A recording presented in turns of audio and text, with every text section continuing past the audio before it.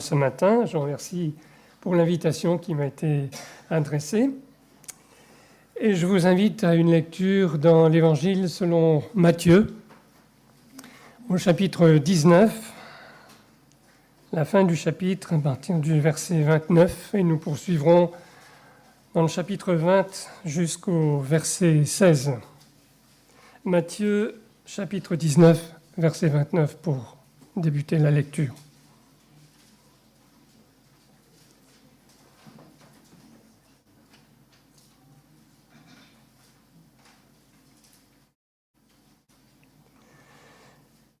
Tous ceux qui auront quitté à cause de moi leur maison, leurs frères ou leurs sœurs, leur père ou leur mère, leurs enfants ou leurs terres, recevront 100 fois plus et auront part à la vie éternelle. Mais beaucoup de ceux qui sont maintenant les premiers seront parmi les derniers. Et beaucoup de ceux qui sont maintenant les derniers seront parmi les premiers. Voici en effet à quoi ressemble le royaume des cieux. Un propriétaire sort le matin de bonne heure afin d'embaucher des ouvriers pour travailler dans son vignoble. Il convient avec eux de leur donner comme salaire 1 pièce d'argent pour la journée, puis il les envoie dans sa vigne. Vers 9 heures du matin, il sort de nouveau et en aperçoit d'autres qui se tiennent sur la place du marché sans rien faire. Il leur dit « Vous aussi, allez travailler dans ma vigne et je vous paierai correctement. » Ils y vont, puis il sort encore vers midi, puis vers 3 heures de l'après-midi et chaque fois, il agit de la même manière. Enfin, étant ressorti à 5 heures du soir, il en trouve encore d'autres sur la place. Et il leur dit « Pourquoi restez-vous ainsi toute la journée à ne rien faire ? C'est que personne ne nous a embauchés. Eh bien, vous aussi, allez travailler dans ma vigne. » Le soir, le propriétaire du vignoble dit à son administrateur « Fais venir les ouvriers et donne-leur la paye. Tu commenceras par ceux qui ont été engagés les derniers, pour finir par les premiers. » Les ouvriers embauchés à 5 heures du soir se présentent donc d'abord et touchent chacun 1 pièce d'argent. Puis vient le tour des premiers engagés. Ils s'attendent à recevoir davantage, mais eux aussi touchent chacun 1 pièce d'argent. Lorsqu'ils la reçoivent, ils manifestent leur mécontentement à l'égard du propriétaire. « Ceux-là sont arrivés les derniers, disent-ils, ils n'ont travaillé qu'1 heure et tu leur as donné autant qu'à nous qui avons travaillé dur toute la journée sous la forte chaleur. » Mais le maître répond à l'un d'eux, « Mon ami, dit-il, je ne te fais pas le moindre tort. 1 pièce d'argent, n'est-ce pas le salaire sur lequel nous étions d'accord ? Prends donc ce qui te revient et rentre chez toi. Si cela me fait plaisir de donner au dernier arrivé autant qu'à toi, cela me regarde. Ne puis-je pas disposer de mon argent comme je le veux ? Ou bien m'en veux-tu pour ma bonté ? Voilà comment les derniers seront les premiers et comment les premiers seront les derniers. Alors c'est une parabole. Ce n'est pas un texte normatif pour régler les problèmes au travail. C'est une parabole et qu'une parabole, c'est-à-dire une illustration, une histoire que Jésus donne pour nous faire comprendre la vérité. Alors certainement, à la lecture du texte, vous avez dû réagir intérieurement en pensant « c'est pas juste ». Si c'est ça, Dieu, où est sa justice parfaite? C'est vrai que si on prenait ce récit comme un enseignement direct et normatif, et qu'on l'appliquait à tort au monde du travail, ce serait la révolution assurée. Les grèves et aussi la faillite des entreprises, probablement. Un patron n'accorde pas le même salaire à tous ses salariés. Il tient compte en général et pour le moins du nombre d'heures effectuées. Je ne parle pas du mérite. Sinon, on imagine la réaction et le défilé de tous ceux qui réclameraient devant son bureau. Est-ce bien ce que le Seigneur voulait nous conseiller en racontant cette parabole? Bien sûr que non. N'empêche qu'on reste un peu perturbé par le récit, nous qui sommes habitués à l'idée que le salaire, la récompense, doit refléter la qualité et la quantité du travail fourni. La parole de Dieu n'est pas contre. Elle ne contredit pas ce lien. Romains 4, verset 4. Si quelqu'un accomplit un travail, on lui compte son salaire en fonction de ce qui lui est dû. Et aussi, 1 Timothée 5, 18, l'ouvrier mérite son salaire. Et encore, Jacques 5, verset 4, s'adressant aux patrons, aux riches, malheur à vous qui n'avez pas payé leur juste salaire aux ouvriers qui ont moissonné vos champs. Cette injustice crie contre vous.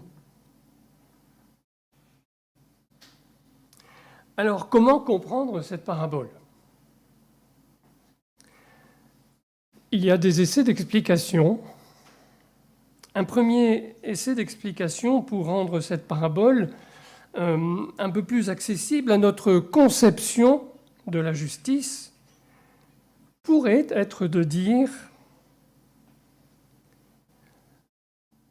soit il y avait une urgence de travail, une somme importante de travail à accomplir avant la fin de la journée. Il fallait que le travail soit fini avant la nuit. Peut-être que demain la météo n'était pas favorable et donc il fallait terminer le boulot aujourd'hui. Ainsi, la participation de ceux de la dernière heure aurait pu être absolument indispensable. Sans eux, on n'aurait pas fini le travail. Et comme ça, on arrange la parabole avec notre conception de la justice. Deuxième essai d'explication, ces ouvriers de la dernière heure, on peut les imaginer, c'est pas interdit, ces ouvriers de la dernière heure ont mis tellement d'ardeur qu'ils ont travaillé tellement mieux que les autres qui ont travaillé le reste de la journée qu'il était juste de leur être reconnaissant en les récompensant, en leur donnant le même salaire que ceux qui ont bossé toute la journée. On peut encore imaginer une explication. On peut penser aussi que ils sont venus travailler sans promesse de salaire. Je ne sais pas si ça vous a interpellé pendant la lecture de la parabole, mais eux n'ont pas eu le contrat. Les premiers se sont mis d'accord avec le patron. Ça va pour une pièce d'argent? Ok, on est d'accord, tout le monde est d'accord, allez, on travaille. Déjà les seconds, venez travailler dans ma vigne et vous serez récompensés correctement. Et les derniers, mais qu'est-ce que vous faites là? Vous ne travaillez pas? Mais venez donc travailler. Aucune promesse. Ils ont pris un risque quand même. C'est d'aller travailler sans être sûr d'avoir de l'argent à la fin de la journée. Et donc ce risque, quelque part, peut être récompensé par une pièce d'argent au même titre que les autres. Mais toutes ces interprétations sont surtout des tentatives de comprendre la pensée divine, qui est exprimée ici, et en fonction de la pensée humaine, qui est la nôtre,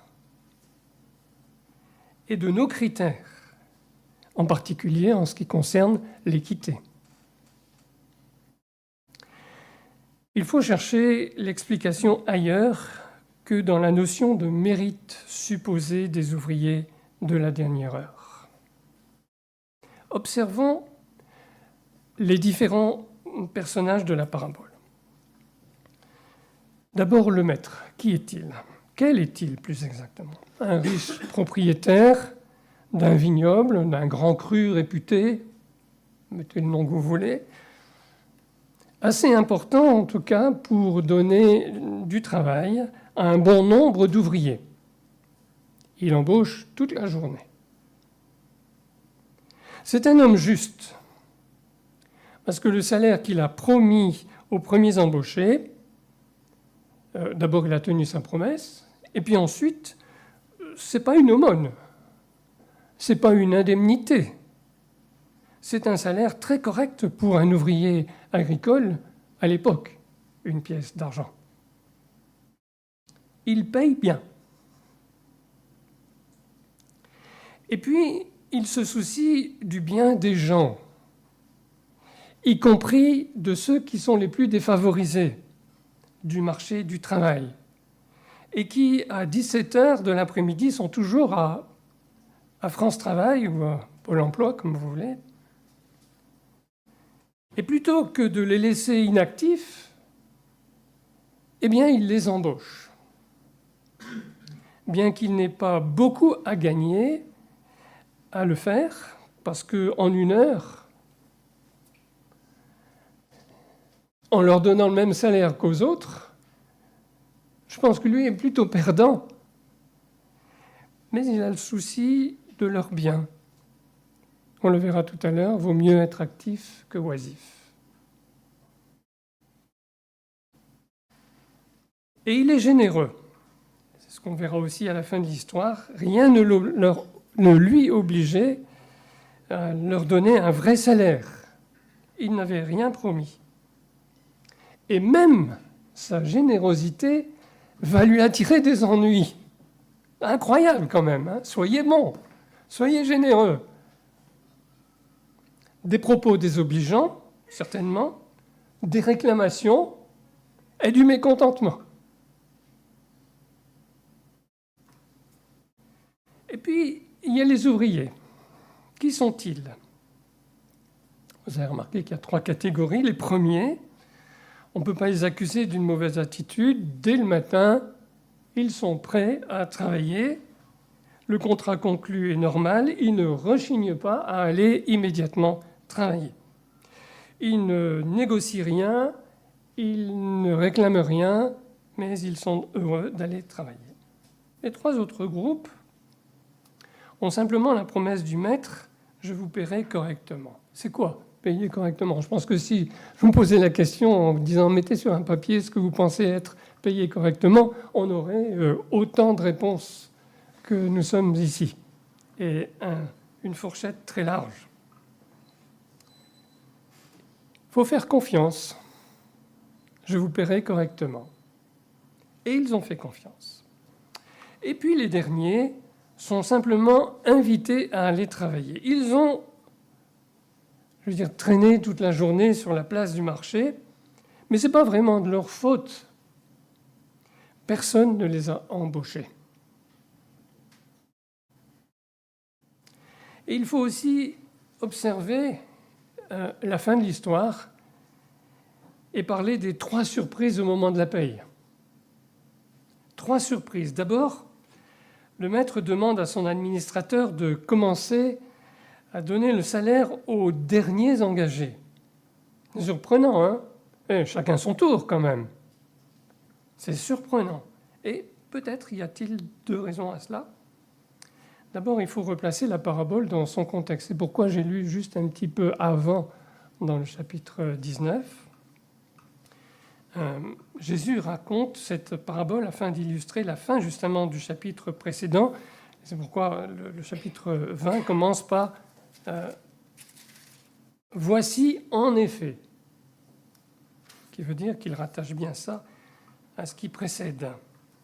Jésus la raconte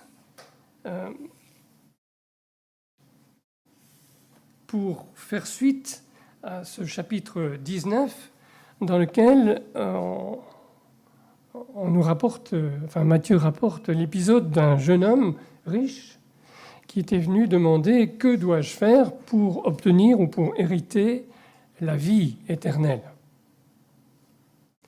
Et puis Jésus lui a dit « Bien écoute, tu connais la loi, qu'est-ce qui est marqué dans la loi? Qu'est-ce que tu y comprends ?» Eh bien, il dit « Voilà, il faut faire observer les commandements, j'ai tout observé. » Très bien, dit Jésus, eh bien, maintenant, vends tout ce que tu as et suis-moi. Et en entendant cela, les disciples me disent « Waouh !» Il est difficile à un riche d'entrer dans le royaume des cieux. Les disciples furent étonnés et demandèrent « Mais alors, qui peut être sauvé ?» Et Jésus leur dit « Cela est impossible aux hommes, mais à Dieu, tout est possible. » Alors Pierre dit « Mais nous, on a tout quitté pour te suivre. Qu'est-ce qu'on va obtenir, nous? Qu'en sera-t-il de nous ?»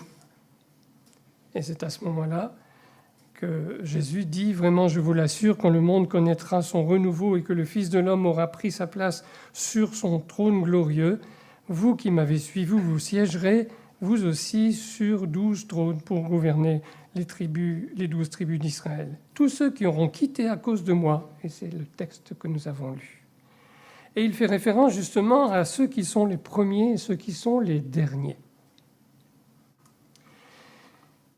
Et donc, si on replace la parabole dans ce contexte, on comprend qu'il ait pris les derniers pour leur assurer la paye d'abord, et que les premiers aient été les derniers. Mais il fallait aussi probablement que les premiers n'apprennent pas a posteriori qu'ils ont eu seulement une pièce d'argent comme les derniers arrivés. Et il fallait qu'ils soient témoins de la générosité du maître.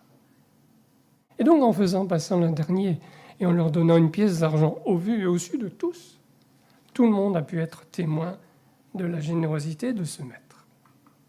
C'est la première surprise. La deuxième, c'est que ceux de la dernière heure reçoivent chacun autant que les autres. Ils ne s'y attendaient certainement pas. Quelle bonne surprise.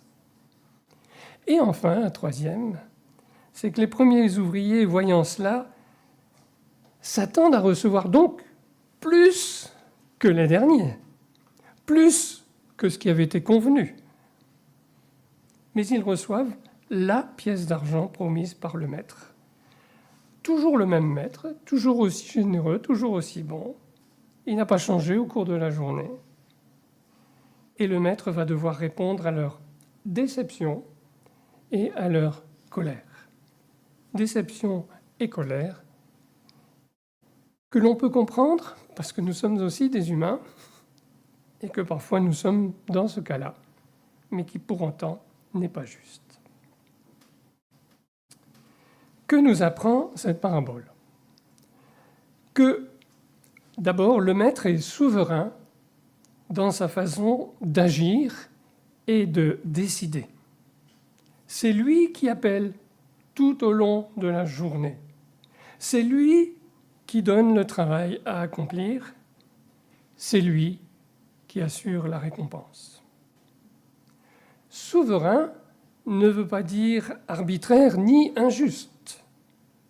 Il ne fait aucun tort à ceux qui se plaignent. Il a respecté scrupuleusement le contrat passé avec eux. Le souverain, le maître est souverain dans sa façon d'agir et de décider. Deuxième leçon, les ouvriers n'ont pas à être jaloux les uns des autres. Toutes les récompenses sont dues non pas au mérite, mais à la bonté du maître. Les ouvriers de la première heure devraient s'en tenir à ce qu'ils pensent être leur droit, ce qui leur a été promis. Et ne pas oublier que si le maître n'était pas venu les appeler, ils n'auraient même rien eu du tout. Plutôt que de voir l'autre, ils devaient plutôt voir leur maître. Troisième chose, comprendre que être employé par ce maître est un privilège. Ces ouvriers de la première heure se comportent un peu comme le fils aîné dans la parabole dite du fils prodigue, je dirais plutôt du père aimant. Et d'ailleurs ici, c'est la parabole du vigneron et de ses ouvriers. Donc il se comporte un peu comme le fils aîné de la parabole du fils prodigue qui dit à son père « Mais moi j'ai travaillé pour toi depuis des années et jamais tu ne m'as donné un veau gras pour me réjouir avec mes amis. » Et celui-là, qui avait pire qu'à pendre et qui vient de revenir, c'est la fête pour lui.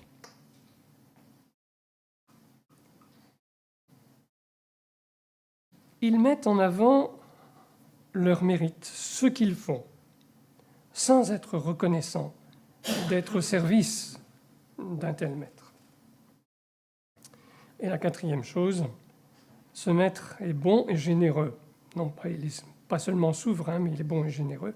Il ne donne pas moins que ce qui est juste à personne, mais il va au-delà de cette limite de la justice humaine.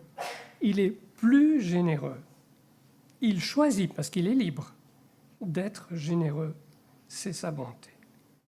Et même face aux représentants syndicaux des premiers employés qui arrivent avec leurs pancartes pour réclamer plus, il reste calme et amical.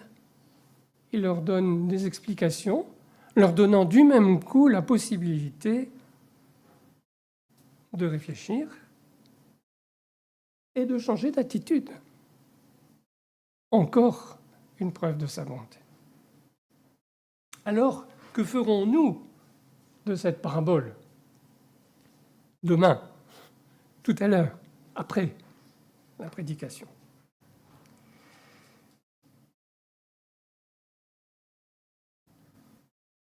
La parabole illustre la vérité de ce qui sera quand le Fils de Dieu paraîtra sur son trône de gloire et accordera à chacun sa place. C'est dans le contexte. Mais c'est aussi une image de la manière dont nous aurons à vivre à partir d'aujourd'hui avec le Seigneur. D'abord, est-ce que nous raisonnons en fonction de nous, de nos mérites ? Est-ce que nous présentons au Seigneur la note de frais, la facture, pour être dédommagés ? Ou encore, est-ce que nous présentons la feuille d'activité au Seigneur en disant « Tu vois, tout ce que je fais ?» Par ici, les bénédictions. Pour faire valoir nos droits, et souvent tout en se comparant aux autres. Moi, regarde Seigneur, je fais plus qu'eux.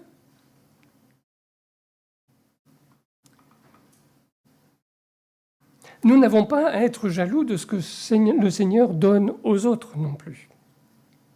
Dans le monde, tout nous pousse à cela pourtant. Mais ça, c'est l'esprit du monde.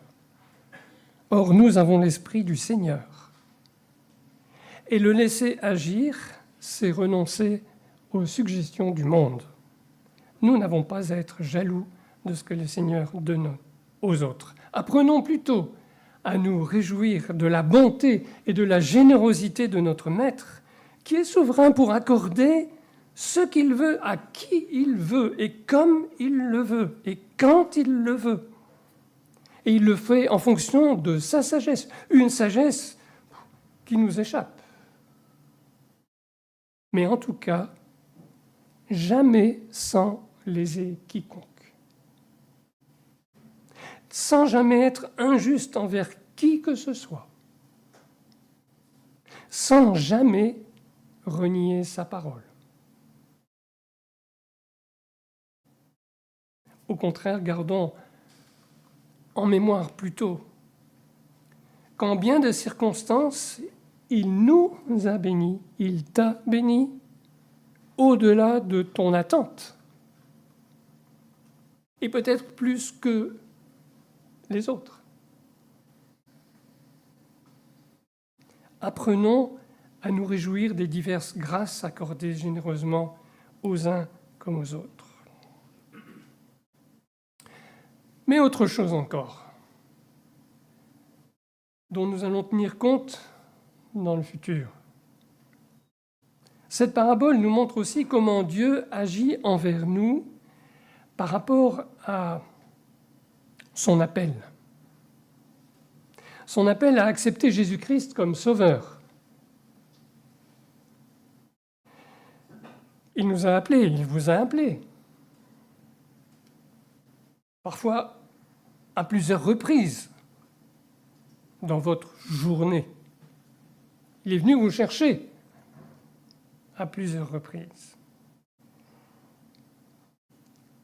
Et nous avons mis un certain temps avant de reconnaître que nous avions besoin du sacrifice de Jésus-Christ pour être réconciliés avec Dieu.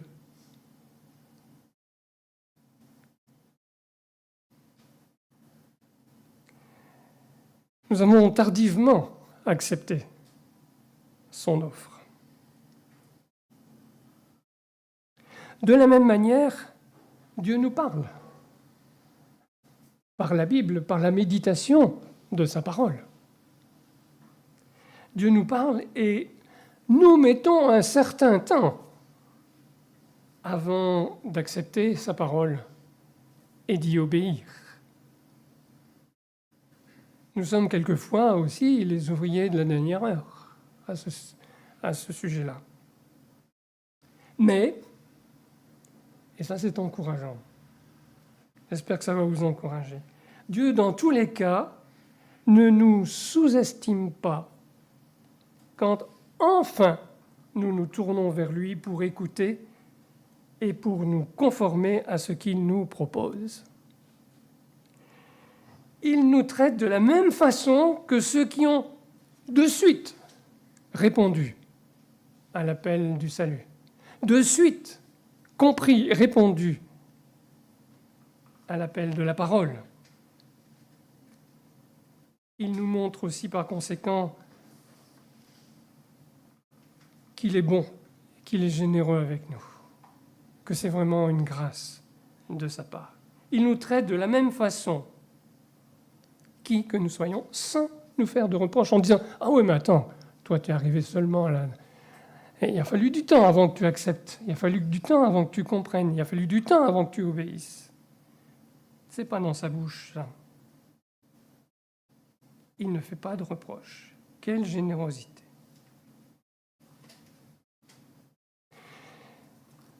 Et puis, à ce sujet, nous avons imité notre maître. Dans sa générosité, pour l'exercer de la même façon envers notre prochain. Soyons nous aussi généreux. Sachons aussi faire grâce, comme notre maître nous a fait grâce. Ça vous rappelle certainement une autre parabole, celui qui devait une somme d'argent à son maître. Le maître a dit « c'est bon ». Et puis, à peine retourné, il va voir ceux qui lui devaient de l'argent, et puis il les prend par... et puis il leur dit « donne-moi tout de suite, donne-moi tout de suite ». Alors, soyons aussi généreux que notre maître. Et ce n'est pas pour être généreux sur le plan matériel, pour donner de l'argent, pour donner un coup de main, mais pensons aussi tous les autres besoins de ceux qui nous entourent. Ce n'est pas une question de moyens matériels à donner, c'est un état d'esprit, la générosité. L'état d'esprit de notre Seigneur. Alors, dans cette parabole, Dieu se révèle tel qu'il est. Il nous apprend à mieux le connaître. Il nous rappelle qu'il est un Dieu de grâce, pas seulement pour le salut, mais aussi tous les jours. Il nous fait grâce. Il nous montre par conséquent comment nous avons à agir. En abordant le problème de la jalousie, c'est un problème qui est vieux comme Caïn et Abel, le problème de notre conception de la justice, en nous disant que la sienne vaut mieux que la nôtre. Très concrètement, oui, il y a aussi le problème de notre conception de l'équité, non pas suivant le mérite, mais par grâce, cadeau, par générosité. Et très, très concrètement, au travers de cette parabole, il veut ouvrir chez nous des pistes de réflexion sur des choses très, très quotidiennes, très habituelles de la société, la manière de traiter le chômage, la paresse, l'oisiveté, mais aussi l'utilité de chacun pour contribuer au succès de son œuvre. Surtout, le Seigneur nous encourage en nous mettant tous sur un plan d'égalité devant lui, de sorte que personne ne peut penser qu'il est plus considéré que les autres ou moins considéré par lui que les autres. Personne ne peut considérer qu'il n'a pas sa place devant le Seigneur.